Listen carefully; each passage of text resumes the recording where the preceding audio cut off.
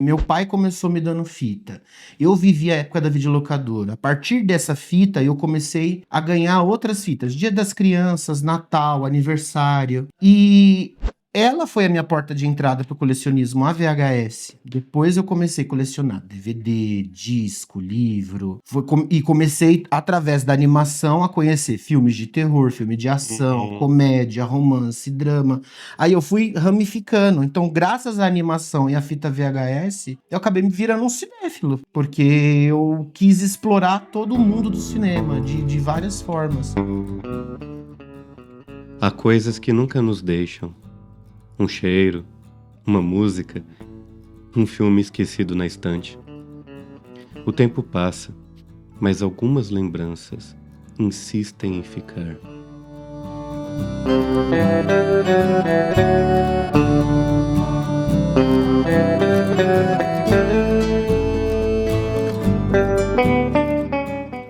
Este é Gustavo Melo, o dono orgulhoso de uma coleção com mais ou menos 3.000 produtos em mídias físicas. E também é o meu irmão mais velho. Ele é alguém que sabe como guardar o tempo. Essa aqui foi a segunda fita que eu ganhei, né? DuckTales. É também, ó, 92. E aí foi indo.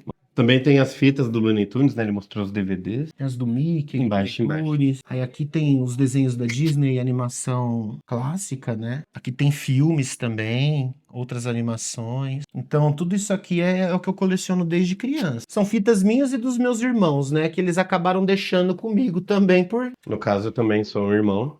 É. Então, as VHS foi a porta de entrada para o colecionismo, né? Eu comecei com a fita do Natal do Mickey, essa aqui foi a primeira que eu ganhei, do meu pai e da minha mãe. Que ano? Tem aí escrito? Tem. Também? 92, 25/12/92, Natal. Ganhei do Papai Noel, tá? Do Papai Noel. 92. Aí eu, como era época de videolocadora, né? Aí o pai sempre levava a gente pra ir na videolocadora alugar alguma coisa de final de semana. No Natal ele me deu a fita, que a Disney tinha começado há 2 anos só a lançar as fitas pra ter em casa, né? Junto com a Abril Vídeo. Nossa, então é de 90 que começaram. Começaram em 89, 90 começaram. Então, todos esses clássicos Disney que a gente conhece, que a gente tem acesso hoje em dia até no streaming, é tudo carne de vaca, modo de dizer, né? Tudo é tão fácil.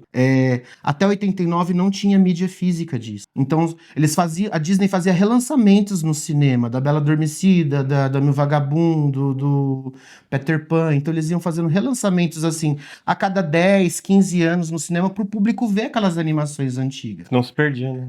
E perde, né? A memória, né? Não passava na televisão, animação clássica Disney, assim, longa-metragem. Então eles começaram a lançar as fitas, né? Na época do boom. A gente escrevia atrás da capa o nosso nome, porque a gente costumou em colocar que as fitas eram nossas, e a gente escrevia atrás, ó, Gustavo. Ah, essas de papelão, né? Essas de papelão de, ó, Gustavo Henrique Guilherme.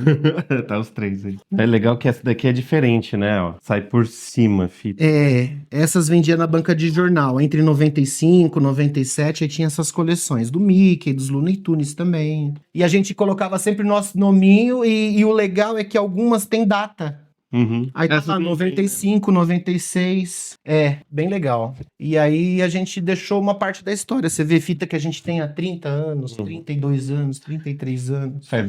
Essa sensação de abrir uma capa, vocês mais novos não têm. Mas é muito legal, porque tem um jeito certo de abrir. E é legal também como... É coisa da infância mesmo, que a gente viveu os sons, né? O som que a fita tem, o cheiro, né? Que é diferente. Olha... É diferente. Eu fico arrepiado. Às vezes, né? Tem que tomar cuidado com o bolor, mas não é o caso aqui das fitas. Claro, as fitas já emboloraram com os anos. Eu fiz um tratamento, recuperei muitas fitas. Eu abro o videocassete, eu coloco um paninho de feltro nos lugares estratégicos, espirro álcool isopropílico e deixo a fita rodar no play correndo. Aí ela vai... Vai rápido. Não tem perigo de estropiar? Não muito rápido. Ela, porque como tá com os paninhos de filtro e com o álcool, ela dá aquela segurada. Então, quando você, mesmo você colocando pra correr a fita, né, ele não vai muito forte. Então ela vai mais devagar. Aí você deixa até o final, depois volta a fita, aí sai o bolor. Aí depois você faz um tratamento dentro do cabeçote com o álcool isopropílico e cotonete, limpa todos os detalhes pra não deixar nenhuma poeira lá dentro e não estragar o cabeçote do vídeo, senão não vai rodar Você mais. também roda. E hoje em dia, um videocassete é caríssimo, né? Tem videocassete de R$ 800, R$ 1.000, R$ 1.600, porque é uma peça rara. É que nem você comprar uma vitrola, hoje em dia, um rádio de pilha, ou uma televisãozinha portátil preto e branco. Tudo hoje em dia é mais caro. Onde que você fez, então? Você tem um... Eu tenho um vídeo? videocassete. Mostra lá pra nós. Mostro. Ó, videocassete. Aqui em cima é Blu-ray, que eu vejo os DVDs. Aqui é o videocassete. Põe assim, ó, pra correr. Caras. Nossa, a qualidade. Aham. A qualidade é muito inferior. Lançamento caro. Videoteca. Tem uns filmes assim que eu... Tinha até um 10 tempo. segundos. 10 segundos, quem que pega a pipoca? Né, em 10 segundos. Não é mais fácil dar um pause, né? Sim, tem a função, né? O áudio é ruim, né? A imagem é estranha, mas é porque é uma coisa física, né? Mas quando lançou esse tipo de mídia, era o que tinha. E ninguém se preocupava com esse tipo de imagem, porque a imagem da televisão, da televisão aberta, antena analógica, era bem pior. Porque tinha sombras. Aí você viu uma mídia como essa que não tem sombra. Você põe, nossa, que imagem. Só que conforme os anos foram passando, eles melhoraram a imagem, foram remasterizando tudo, né? Então aí foi surgindo o DVD, o Blu-ray, o 4K. Tinha um filme que eu via quando era criança, A Hora do Pesadelo 5. A gente tinha fita VHS em casa. A imagem era escura e a gente não entendia boa parte do filme. Quando veio o lançamento em DVD, a gente ficou... Lá em casa, a gente ficou impressionado com a imagem, porque a gente via detalhes que a gente não via na fita VHS. E mudou muito a experiência. Depois veio o Blu-ray do mesmo filme, mas melhorou 1000 vezes.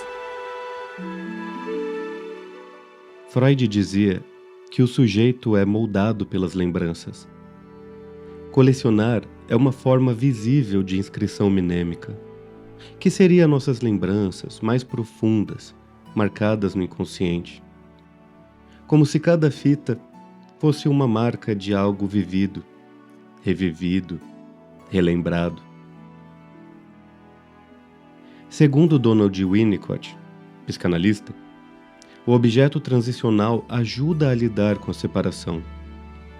O colecionismo adulto pode ser isso, uma ponte simbólica que ancora o afeto, que liga nossa criança interna ao mundo real compartilhado, ao que somos. A nostalgia é ambígua, pode aprisionar ou libertar. Aprisiona quando nos impede de viver o presente, o agora. Liberta quando nos reconecta com o que somos, em essência.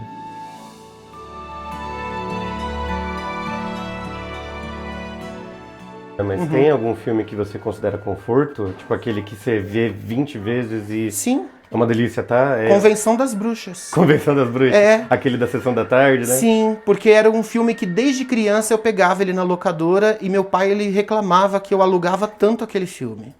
Chegou um belo dia que ele teve que comprar a fita VHS. Depois veio DVD, Blu-ray, eu tenho esse filme também. Então quer dizer, o mesmo filme eu tenho repetido em 3, 4 mídias diferentes. Porque aquele filme representa a minha infância. E também é um filme, foi o primeiro live action, digamos, da minha vida que se tornou a porta de abertura pro cinema, né? Pra eu ver filme de comédia, de fantasia, de terror. Então tudo começou por ele. É o que você falou do Convenção das Bruxas, né?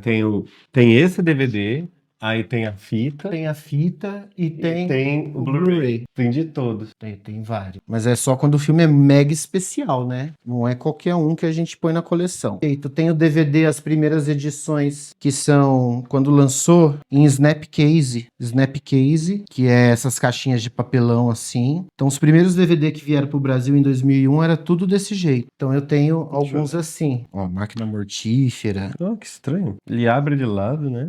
Uhum. Ó, CD sem muita coisa, né? Eles lançavam só os filmes com legenda em português, nunca tinha versão dublada. E conforme os DVDs foram se popularizando, aí eles foram lançando essas capas assim, né? Que é a que a gente conhece mais normalmente, de plástico, né?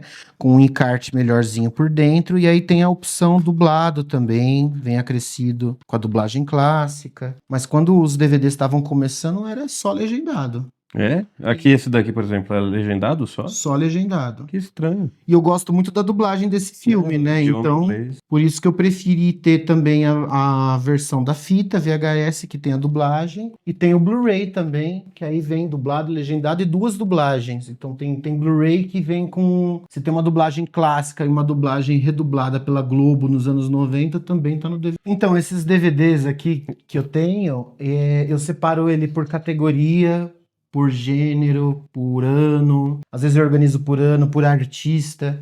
Então, por exemplo, aqui eu tenho os filmes da Cher. Aqui eu tenho os filmes da Bette Davis. Aí aqui eu tenho sessão de comédia. Ali eu tenho terror e ação. Para trás eu tenho Disney atrás dele. Aí aqui tem terror também, tem clássico, tem musical, tem Blu-ray, só o que é Blu-ray, ó, fica aqui, ó, deitado. Aqui eu ponho os heróis, lá para trás tem série de comédia. Disney é um gênio, Feiticeira, tem bastante coisa. Então tem também os filmes do Indiana Jones, do Rock, que eu tenho também os quadros, né, do Rock, do Indiana Jones, do Jornada nas Estrelas. Então eu coloco assim, por categoria, eu organizo desse jeito. O que eu coloco na coleção minha, tudo isso aqui que você tá vendo, é o que eu assisto normalmente.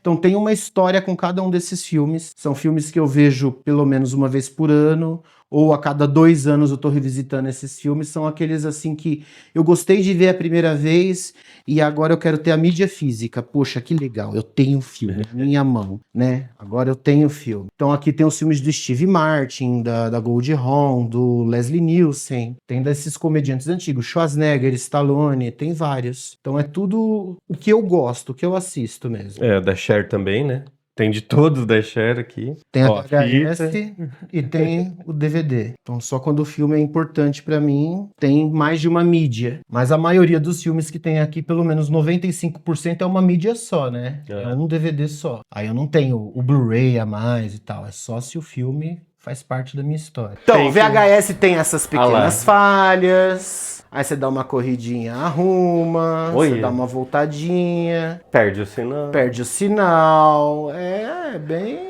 Mas vamos tirar a fita, né? Vamos rebobinar, senão a gente vai pagar taxa na locadora.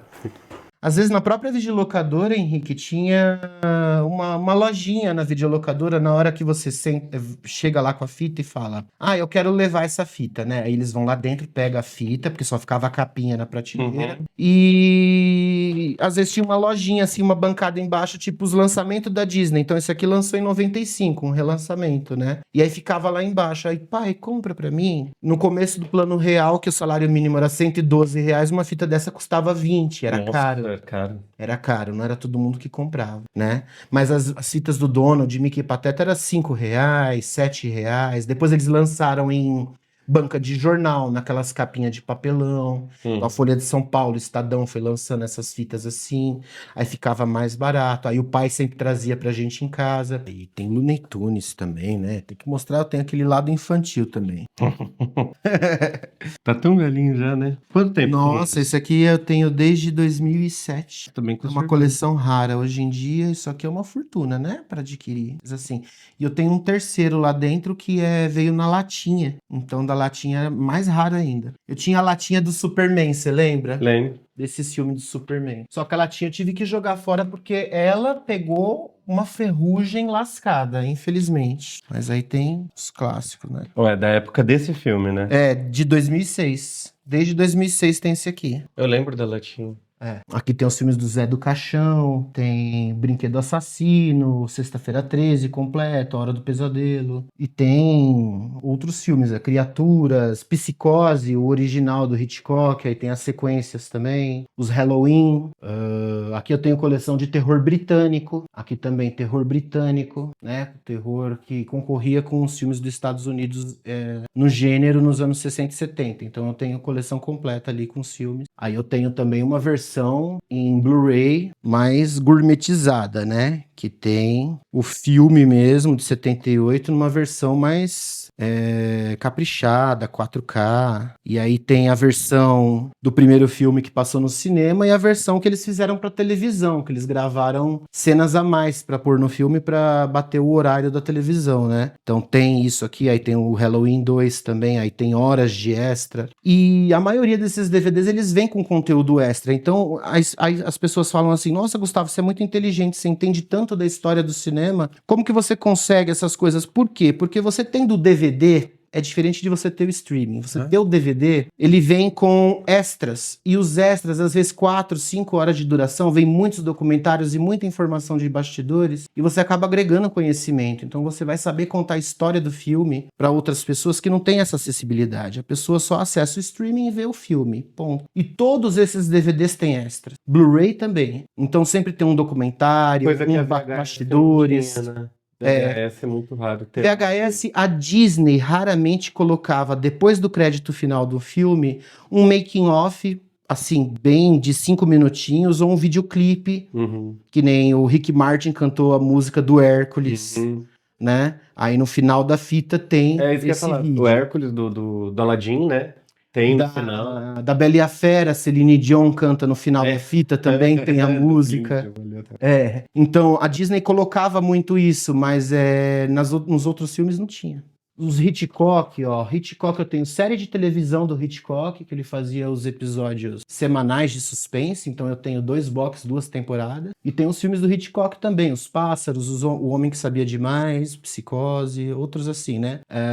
Um Corpo que Cai, que é um dos meus favoritos. Aí eu tenho a primeira versão, por exemplo, do Halloween de 78, né? Que transformou o gênero do terror num novo subgênero, que é o slasher. Halloween. O primeiro? De 78, Então tem que ser uma coisa que resgata o passado pra me interessar. No hoje. Senão, eu prefiro conhecer o velho novo. Novo pra mim.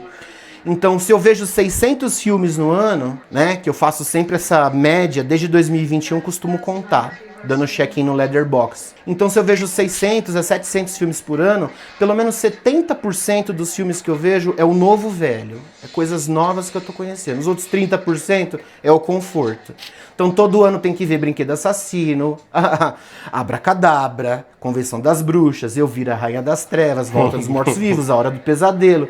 Esses tem que tá sempre lá. E o filme, ele é tão parte, assim, da história minha e da minha família que eu tenho até o pôster dele aqui no meu quarto. Eu tenho o pôster da Hora do Pesadelo 5 aqui, que foi meu primeiro contato com esse personagem dos filmes de terror, Fred Krueger, em fita VHS. Foi o primeiro filme que eu vi e a partir daqui eu quis procurar os outros filmes dele. Então eu fui em locadoras específicas procurar as VHS para eu ver os outros filmes que eu não tinha, para eu conhecer a história da franquia toda. E aí se tornou um personagem favorito da minha vida por questão de... Não é que são os melhores filmes, mas é uma questão de apego afetivo. Guardar um objeto é como guardar uma versão sua. Aquela fita VHS talvez não seja só um filme. É também o menino que assistiu aquilo escondido da mãe. É a risada que ecoava na sala. É o tempo tentando permanecer.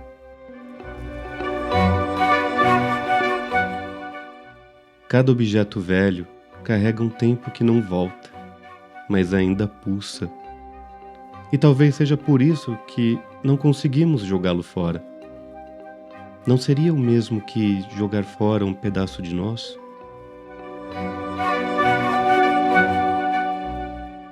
Talvez guardar essas coisas seja uma forma de lembrar quem a gente não quer esquecer.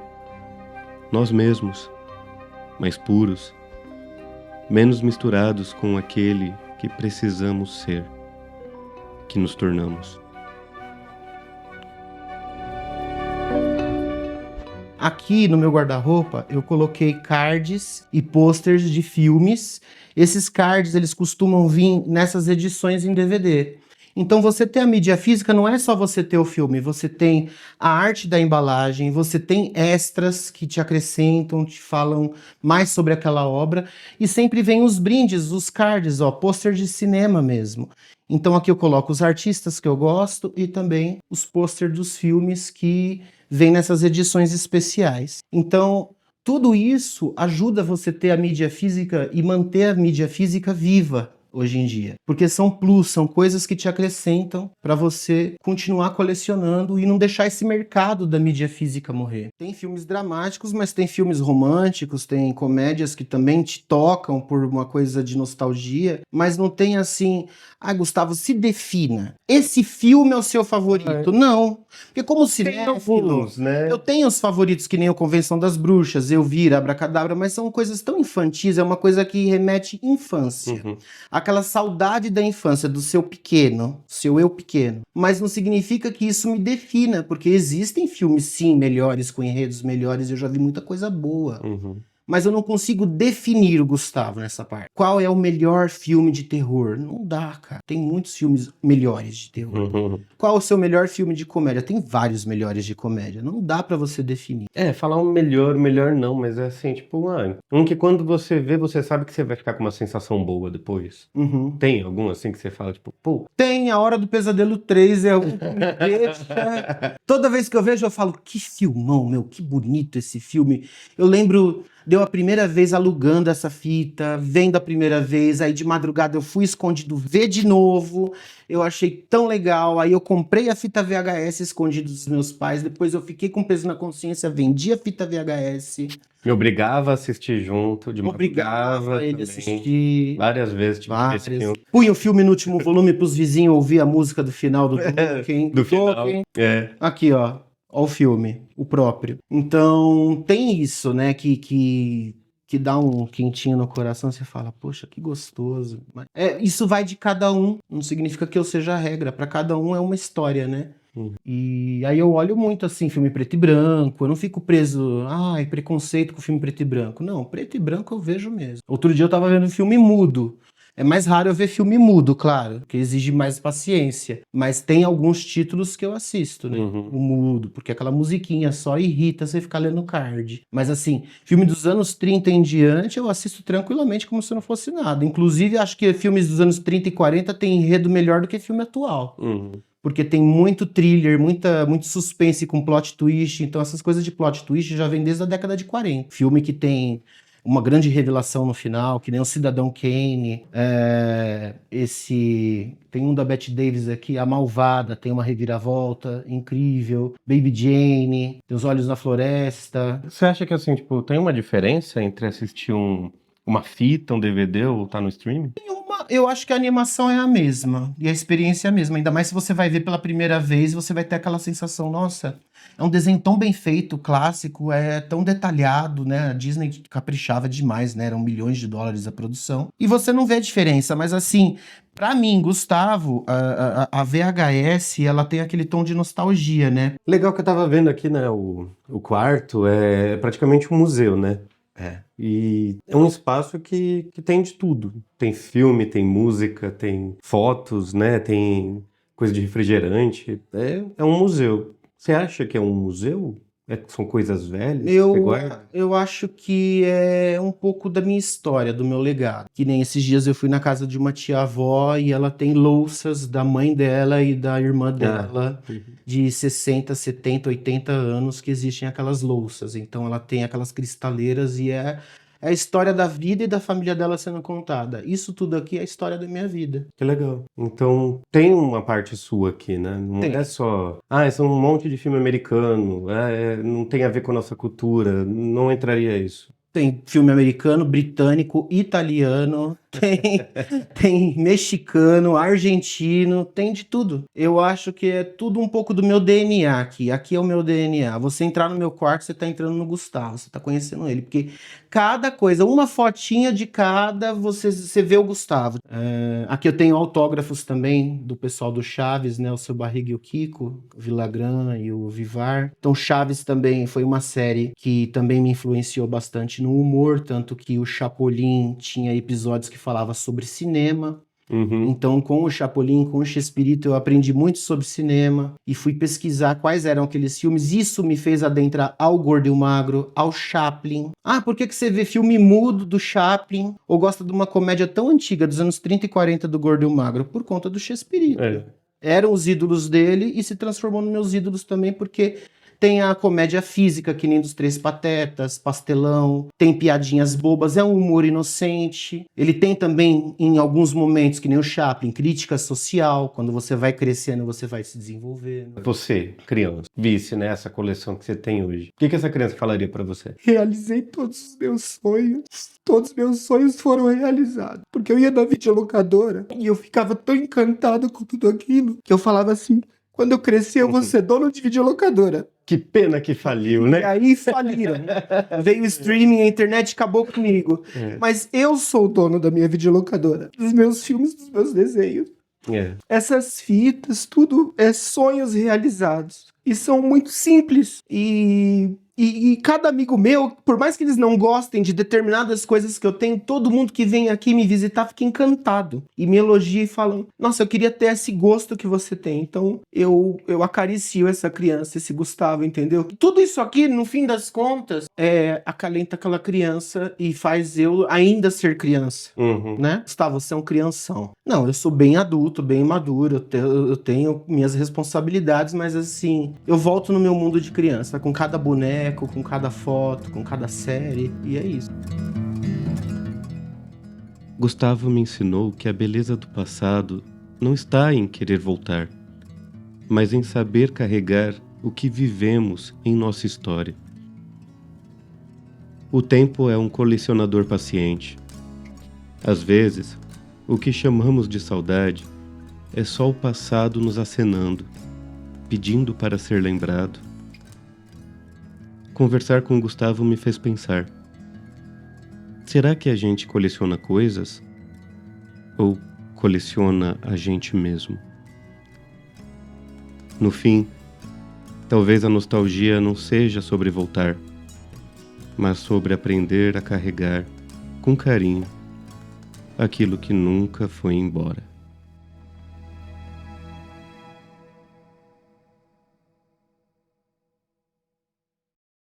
Obrigado. Obrigado você, foi um prazer. Então, beijo. Vamos dar um abraço, que o abraço é a única coisa falsa desse programa.